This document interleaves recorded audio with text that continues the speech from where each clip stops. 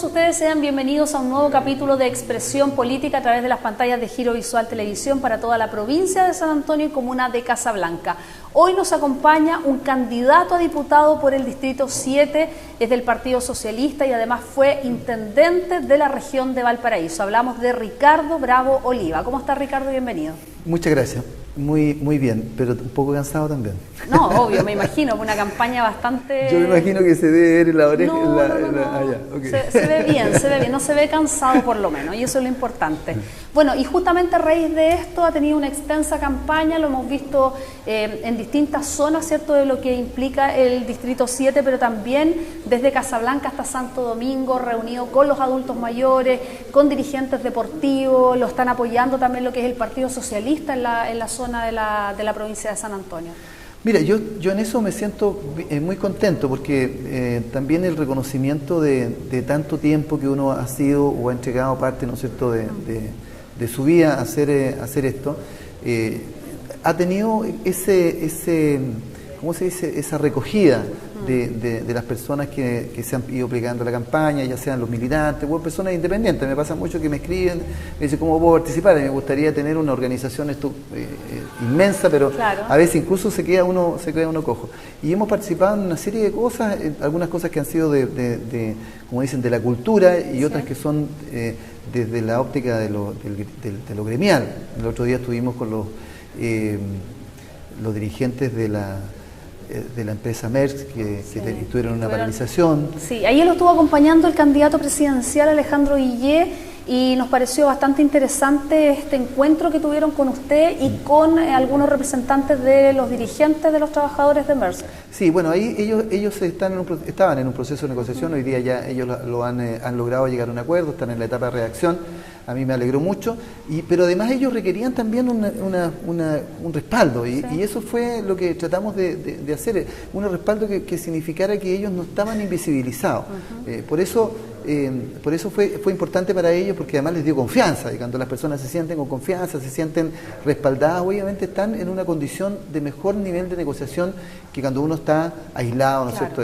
Y yo creo que muchas empresas usan el sistema, ¿no es cierto?, de sostener el conflicto, de expandir el conflicto, cosa de que los trabajadores se vayan agotando, desincentivando, y bueno, yo en eso quiero felicitarlos, les mando un saludo especialmente a Villatoro, que no es el gobernador, que es quien llevó a cabo, yo diría, el principal esfuerzo, ¿no es cierto?, por lograr una mejora desde el punto de vista salarial con los trabajadores de Merck. ¿Y cómo fue la gestión, don Ricardo? ¿Cómo fue la gestión para que estas personas se pudieran reunir con el candidato presidencial y senador Alejandro Guillé?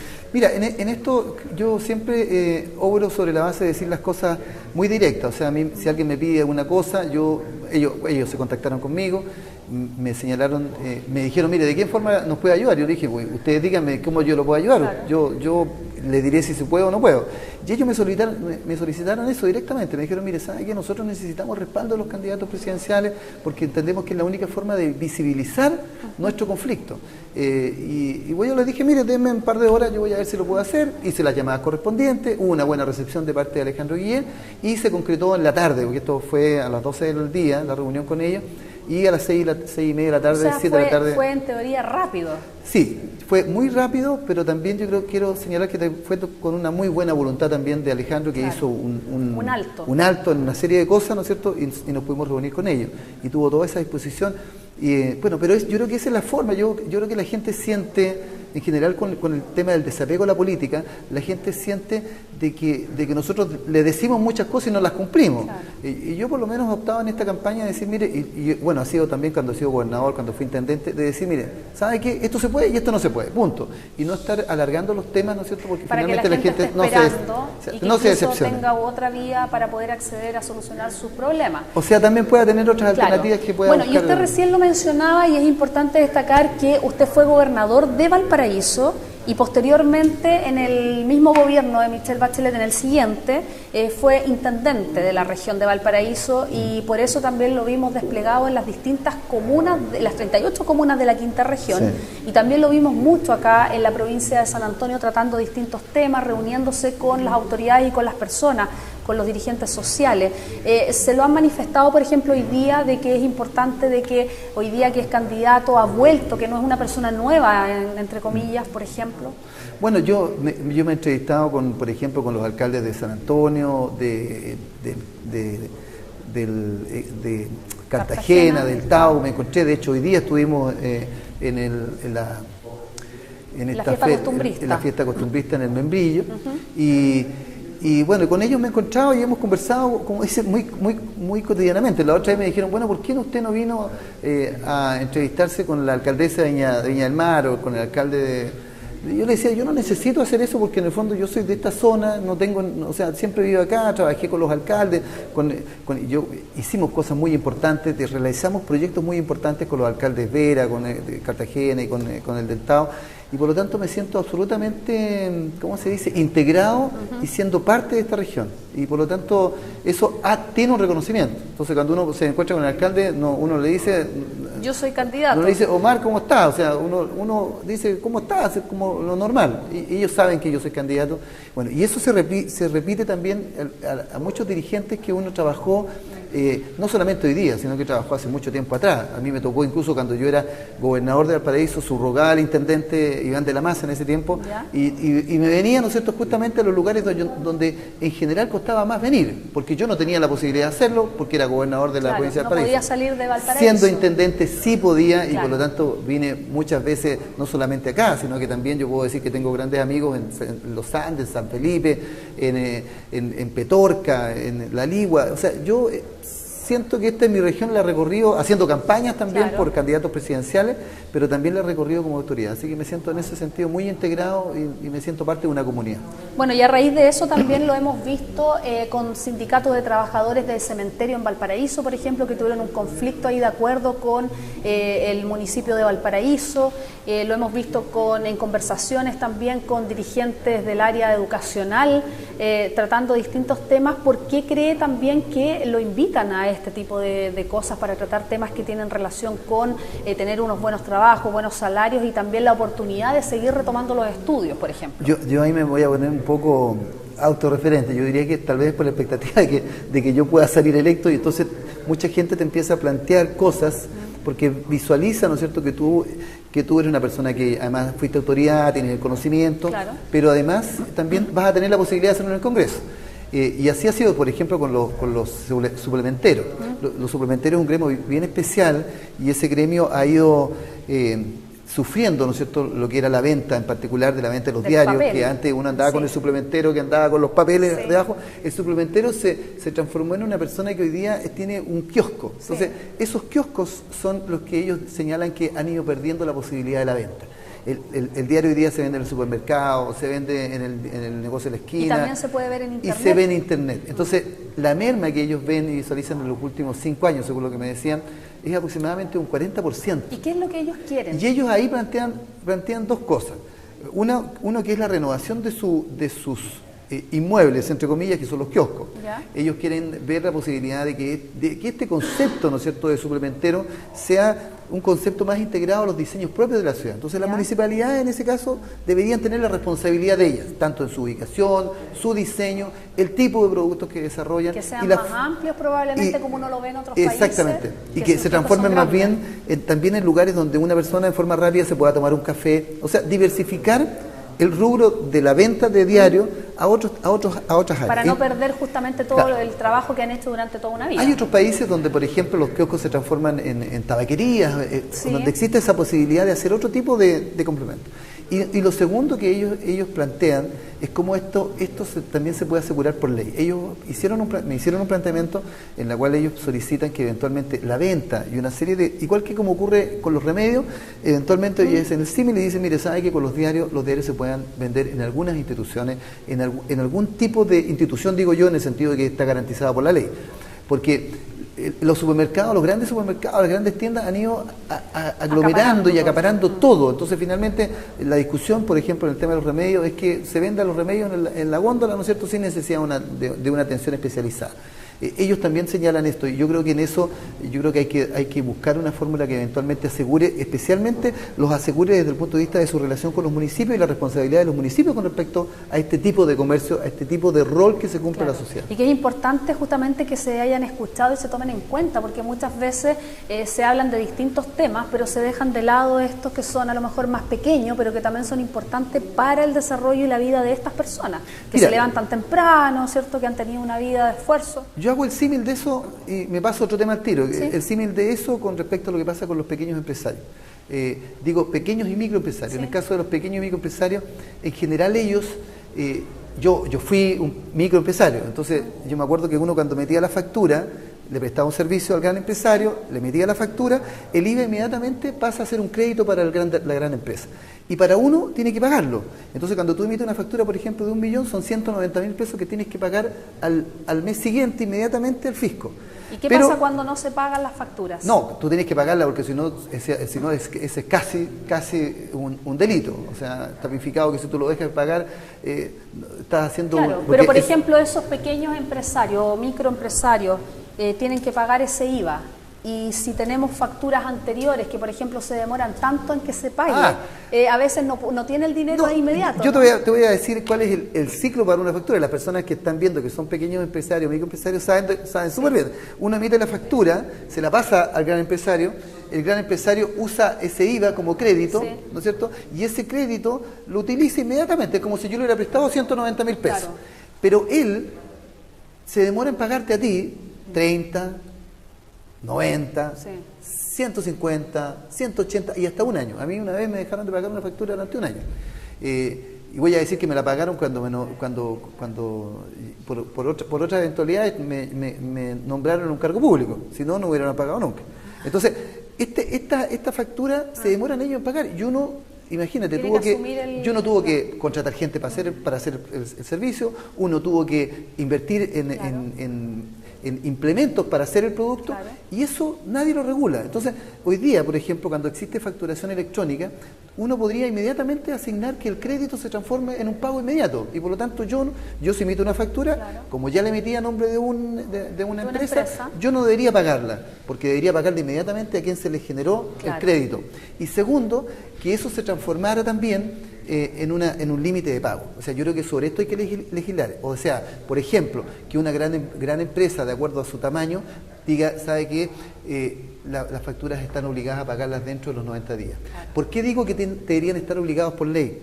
Porque si yo parto y reclamo, ¿no es cierto?, como un microempresario, le reclamo a la gran empresa, oiga, ¿sabe qué? Págueme la factura. No se la pago, se la hago ejecutiva, hago el cobro ejecutivo. Voy y hago el cobro ejecutivo, esa empresa me va a pagar la factura, pero nunca más me va a contratar mi servicio. Claro. Y por lo tanto, la condición que se genera entre uno y otro es una condición súper desigual. Claro, debiera ser parejo, debiera cumplirse con una fecha, como usted dice, porque a la larga podría incluso provocar que esa pequeña empresa pudiera hasta terminar, pudiera quebrar por no tener recursos. Y imagínense que muchas empresas a la vez no le pagaran.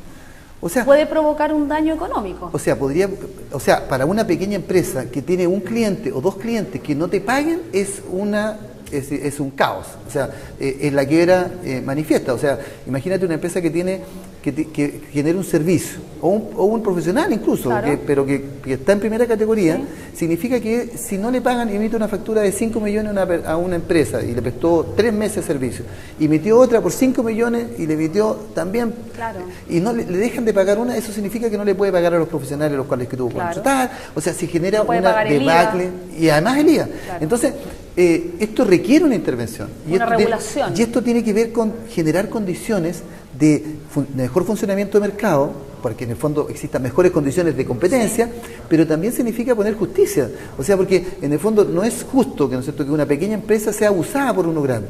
Entonces, aquí yo me he reunido con asociaciones justamente de pequeños y microempresarios que me han planteado este tema como un tema central que debe ser legislado y que debe ser regulado, porque hoy día en ese ámbito tenemos una regulación absoluta. Y bueno, y voy a lo último, que es este famoso tema también de cuando uno hace ejecutivo el cobro de una factura, significa en el fondo para una pequeña empresa que ese cliente, que es único a veces, nunca más le contrate, y por lo tanto es la quiebra de esa persona, ese emprendimiento, ese emprendedor que está tratando de hacer empresa. Por supuesto. Bueno, queremos tratar también un tema con don Ricardo Bravo, y es la reunión que sostuvieron con personas ligadas a la educación, pero la educación de adultos, que es importante destacarla, que no es en la típica educación de la universidad, ¿cierto? Considerando que hay personas que pueden ir a cualquier edad, ni tampoco escuelas ni centros de formación técnica, sino que estamos hablando de los adultos que regularizan sus estudios de la educación básica o media, ¿no? ¿Tengo entendido que es así? Sí, se habla de adultos y jóvenes, porque muchos, la educación de adultos se entiende que es quienes no completaron la educación a los 18 en general, años. A los 18 años, 19 años con la tradición. Claro. Y jóvenes porque en el fondo los jóvenes pueden ser de 25 años y no son adultos, claro. Pero hay otros, a los 29 años, entre comillas, supuestamente las personas pasan a ser adultas. Se dice jóvenes, los que son mayores de 18, 19 años, y los adultos que son mayores de 21. Por eso se llama de adultos, educación de adultos y jóvenes. Bueno, ahí estuvimos participando de un encuentro donde se discutió justamente el tema de la educación de adultos. Se calcula que en Chile, según lo que se puso en ese encuentro, que hay 5 millones de personas que no tienen completado el cuarto medio. O sea, llegaron hasta octavo básico, hasta segundo medio, tercero medio, y no completaron el cuarto medio. 5 millones de chilenos. El hecho de no completarla, ¿por qué motivos serían, por ejemplo? Ahí viene una serie de motivos, que son motivos desde que la persona simplemente no quiere estudiar, a otras que son de orden económico, claro. Que son a situaciones de crisis familiar, a situaciones de quiebres familiares, personas que han quedado en una condición de salud. O sea, hay un número muy, yo diría, un catastro muy grande de cuáles son las razones. ¿Y pero cuáles serían después las posibilidades de retomarlo? El problema, ahí se empieza a producir el problema. El problema es que cuando la educación formal, o sea, el Ministerio de Educación define que tenemos educación primaria, secundaria, universitaria, viene esta otra, que 5 millones de chilenos, que en el fondo hay una visión, o sea, no hay una política, yo diría, que recoja o que atienda la envergadura del problema. Entonces, hoy día la educación de adultos y de jóvenes se realiza en pequeñas instituciones. Claro. Entonces, en una junta de vecinos, en un centro, en un club deportivo, en una casona de una escuela, ¿no es cierto?, que se generó por 2 o 3 personas que hicieron este proyecto. Y fíjate que se generan varios problemas. El primero es que tienen precariedad para efecto de la contratación. La subvención es mínima, o sea, es menor que la subvención de un alumno cualquiera. Segundo, los planes son rígidos, o sea, en el fondo le tratamos de dar a esas personas una educación formal cuando ellos siguen manteniendo parte de una problemática que ya no es la problemática con la cual dejaron de estudiar, sino que también es una problemática adicional que tiene que ver con la vida que ellos viven. O sea, una persona adulta ya tiene hijos, tiene casa, tiene que atender, tiene que trabajar. Por lo tanto, el horario también se va a la noche. El horario se va, ¿cómo se dice? Sí, pero en la noche muchas mamás, por ejemplo, tienen que atender la casa porque tienen que ver a sus niños. Entonces, hay una visión de la educación adulta que es muy precaria, muy restrictiva. Tercero, la subvención se puede utilizar en ciertas cosas. Entonces tú, cuando tienes, por ejemplo, una persona que para poder terminar la educación, un joven que tiene 23, 24 años, ese joven hay que estimularlo. Y por lo tanto, si tú le das la educación formal, la tradicional, matemática, lenguaje, y no lo incorporas cuestiones que tienen que ver con la posibilidad de trabajar, obviamente se hacen menos atractivas. Con algo técnico, por Con algo técnico, pero de que además tú le digas, mire, sabes que yo por lo menos, como tú no trabajas y te estás dedicando a estudiar, yo te pongo la plata en la micro, claro. o te llevo un curso técnico profesional, y por lo tanto, ¿qué es lo que hago? Te subvenciono y pago por ti para que tú termines el cuarto medio y laboralmente tengas. Claro. Hay un curso adicional, por ejemplo, de soldadura. Fíjate que esto se hace en el servicio militar. En el servicio militar a los jóvenes no solamente le dan la posibilidad de terminar el cuarto, sino que además le asocian oficios. Claro. O sea, manejador de horquilla, soldadura, peluquería, distintas alternativas.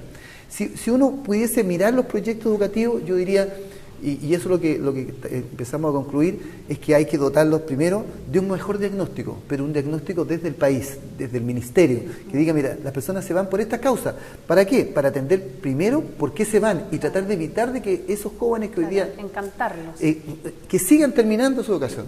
Segundo, la posibilidad de que las instituciones que se dedican a la educación de adultos tengan proyectos distintos. Claro. O sea, proyectos que se complementen con otras cosas que no sea solamente la educación formal. Claro. Y tercero, darle flexibilidad para los proyectos de crecimiento de esas instituciones, porque esas instituciones tienen que usar la plata de forma muy restrictiva, tienen poca flexibilidad y tienen poca plata. Claro, Entonces, y por eso también puede que dejen de existir y van a dejar de existir el regular estos estudios para muchas personas que sí desean hacerlo, pero como bien dice, hay muchas restricciones que impiden que lo hagan. Bueno, yo diría que si hay algo que se hicieron cuestiones importantes en la reforma, o sea, el tema de la gratuidad, el tema hoy día de que los colegios van a pasar desde las municipalidades nuevamente al Estado, el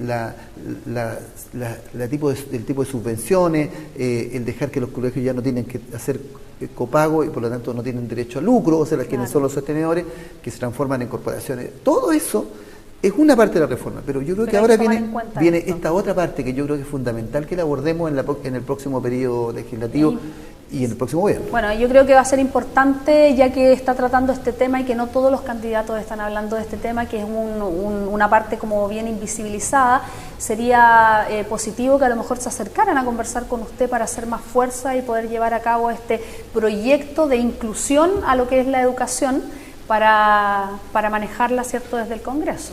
Bueno, una de las cosas que acordamos ahí es que a partir de esto obviamente necesitamos un proyecto de ley que visibilice la educación, primero visibilice la educación de adultos y jóvenes.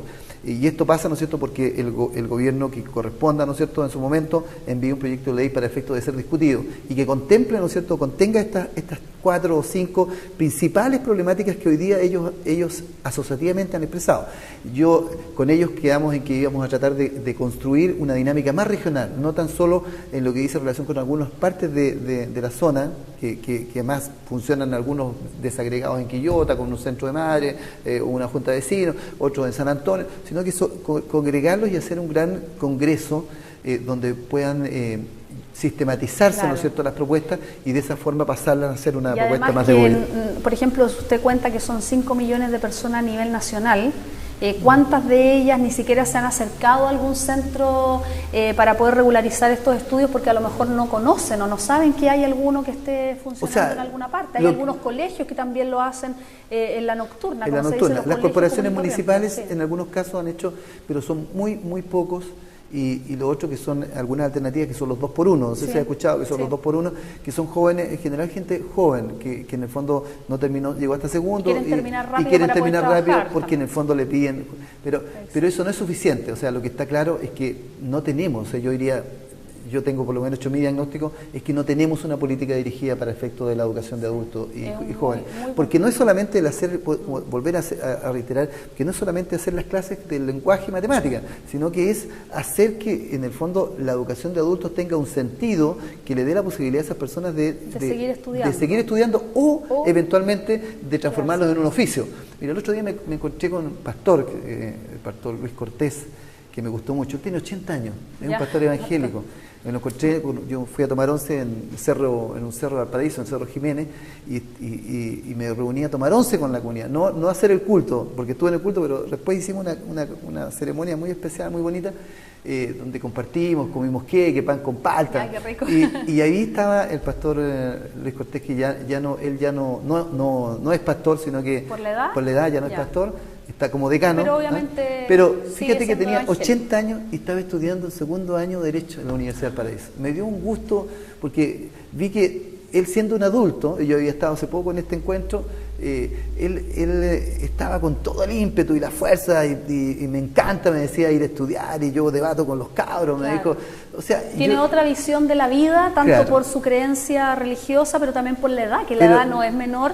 Las personas que tienen más edad tienen experiencia, han recorrido un camino que nos pueden contar muchas cosas y además eso indica que la edad no es una limitante. Es solo un número. Sí, ¿cierto? Exactamente. Que va en uno también yo me quedo con ese mensaje. O sea, en él le vi la vitalidad que provoca el que alguien tenga un objetivo que es estudiar. Y yo yo me decía él, mire, yo no sé si voy a alcanzar a ser abogado, pero esto de estar y de sentir que puedo ser parte y de un debate y que puedo entender muchas cosas, es una cuestión que me motiva. Y eso me hizo feliz, fíjate, bueno, muy satisfecho. Es que con esa experiencia yo creo que le puede servir a cualquier persona para tirarlo para arriba y decir sí se puede, ¿no?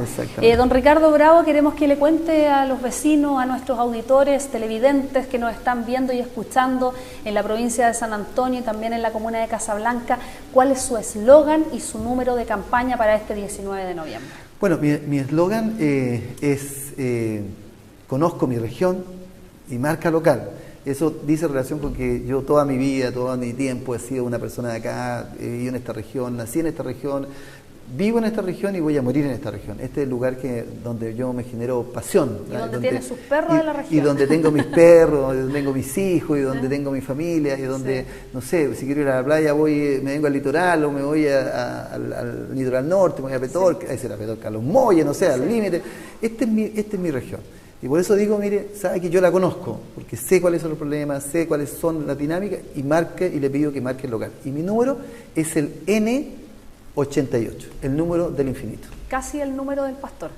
Claro, él está todavía le queda para eso, pero yo además siempre hago una, ¿cómo se dice? Una deformación de esto, de la seriedad. Digo, N88, digo, estamos jugando al bingo, vemos tantos candidatos que cuesta que incluso las personas el día de mañana cuando le pasen la planilla, ¿no es cierto?, encontrar la sábana esa, cuesta costar mucho. Bueno, pero N88. Perfecto. Queremos agradecer, don Ricardo Bravo, que haya estado con nosotros, actual candidato a diputado por el Distrito 7 del Partido Socialista, que está acompañando a 2 candidatos a senadores, ¿cierto? Abel Gallardo, que fue seremi de Desarrollo Social, y también a Isabel Allende, que es actual senadora de la República, como dice, ¿cierto? Sí. Senadora de Atacama, pero senadora al final, porque siempre hemos conversado acá que independiente de ser diputado o senador, a la larga se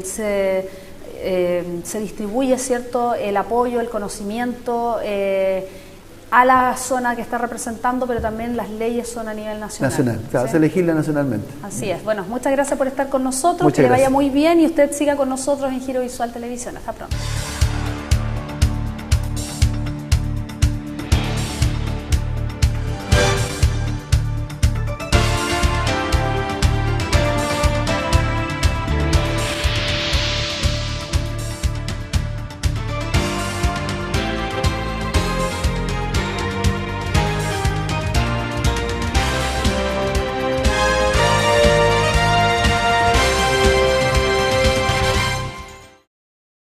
Las opiniones vertidas en este programa son de exclusiva responsabilidad de quienes las emiten y no representan necesariamente el pensamiento y sentir de Giro Visual Televisión, el canal de la Quinta Región.